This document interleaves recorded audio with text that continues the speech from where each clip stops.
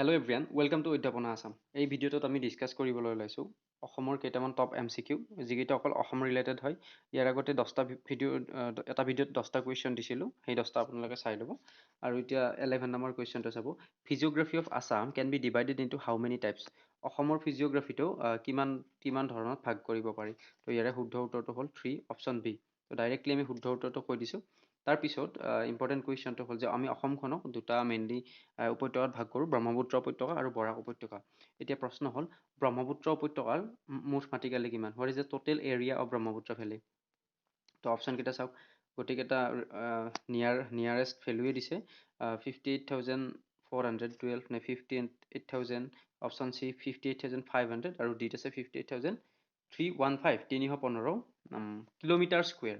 তো ইয়াৰ শুদ্ধ উত্তৰটো হ'ব অপশ্যন ডি, 58,315 কিলোমিটাৰ। আৰু ইয়াৰ লগতে ব্ৰহ্মপুত্ৰটো হ'ল 58,315 আৰু বৰাক উপত্যকাটো চাব, ইয়াৰে পিছৰ কুৱেশ্যনটোত আছে what is the total area of Barak valley? অপশ্যনকেইটা চাওক, 6,000তে দিছে গোটেইকেইটা, 6,220, 6,924, 6,962 আৰু 6,500 বৰ্গ কিলোমিটাৰ, মানে কিলোমিটাৰ স্কুৱেৰ।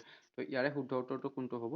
ইয়াৰে শুদ্ধ উত্তৰটো হ'ব 6962, এইটো অপশ্যন চি, 6,962 কিলোমিটাৰ স্কুৱেৰ।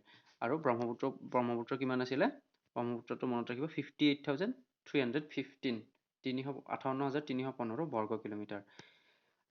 তাৰ পিছৰ কুৱেশ্যনটো খুব important question. Total east west extension of Brahmaputra, মানে অসমৰ কথাটো কৈছে। ব্ৰহ্মপুত্ৰটো অসমৰ ভিতৰত কিমান এক্সটেনশ্যন আছে পূবৰ পৰা পশ্চিমলৈকে? তো ইয়াৰ শুদ্ধ উত্তৰটো হ'ল 320, এইটো মনত ৰাখিব, 320।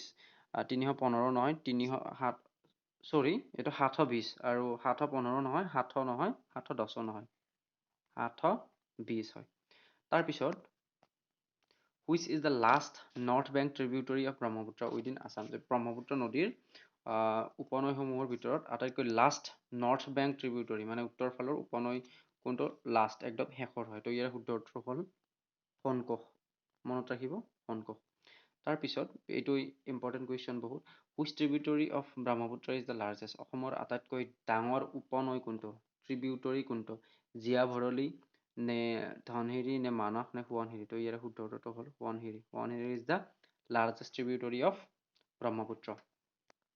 তাৰপিছৰ কুৱেশ্যনটো, Karbi plateau is extended part of which plateau in India? ইণ্ডিয়াৰ কোনখন প্লেটুৰ কাৰ্বি প্লেটুটো এটা এক্সটেণ্ডেড পাৰ্ট হয়, মানে বৰ্ধিত অংশ? অপশ্যনকেইটা চাওক, Chotanagpur Meghalaya, Naga hills, Tibetan plateau নে মালৱা বান্দেলখান? তো ইয়াৰে শুদ্ধ উত্তৰটো হ'ল অপশ্যন এ, ছটানাগপুৰ মেঘালয়া প্লেটুৰ কাৰ্বি প্লেটুটো এটা এক্সটেণ্ডেড পাৰ্ট হয়। ঠিক আছে।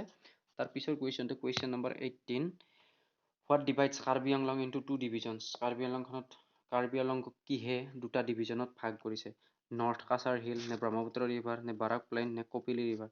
তো ইয়াৰ শুদ্ধ উত্তৰটো হ'ল কপিলি ৰিভাৰ। কপিলি নদীয়ে কাৰ্বি আংলঙক দুটা ডিভিজনত ভাগ কৰিছে। Question number 19, the central Karbi plateau forms which drainage pattern? তো ড্ৰেইনেজ পেটাৰ্ণৰ বিষয়ে পঢ়িব লাগিব। তো কাৰ্বি প্লেটুটো কোনটো ফৰ্মছ হুইচ ড্ৰেইনেজ পেটাৰ্ণ, কোনটো পেটাৰ্ণ ফৰ্ম কৰে ড্ৰেইনেজ পেটাৰ্ণ? তো ট্ৰেলিছ পেটাৰ্ণ নে ডেনড্ৰিটিক পেটাৰ্ণ নে ৰেডিয়েল পেটাৰ্ণ নে নান অফ দিছ? তো ইয়াৰ শুদ্ধ উত্তৰটো হ'ল ৰেডিয়েল পেটাৰ্ণ। তাৰ পিছৰ কুৱেশ্যনটো, last questions of this video' is, এইটো ড্ৰেইনেজ ছিষ্টেমৰ কথাই আছে। River Brahmaputra forms which drainage pattern during winter? তো উইণ্টাৰ আৰু ছামাৰৰ সময়ত বেলেগ বেলেগ হয় কাৰণে উইণ্টাৰটো সুধিছে। ব্ৰহ্মপুত্ৰ নদীয়ে ঠাণ্ডাৰ দিনত কোনটো ড্ৰেইনেজ পেটাৰ্ণ ফৰ্ম কৰে, মানে গঠন কৰে?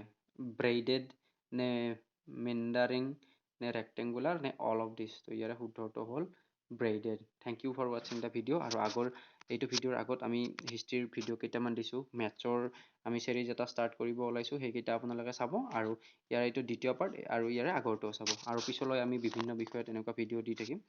গতিকে উদ্যাপনা আছাম চেনেলটো ছাবস্ক্ৰাইব কৰিব। থেংকছ ফৰ ৱাচিং।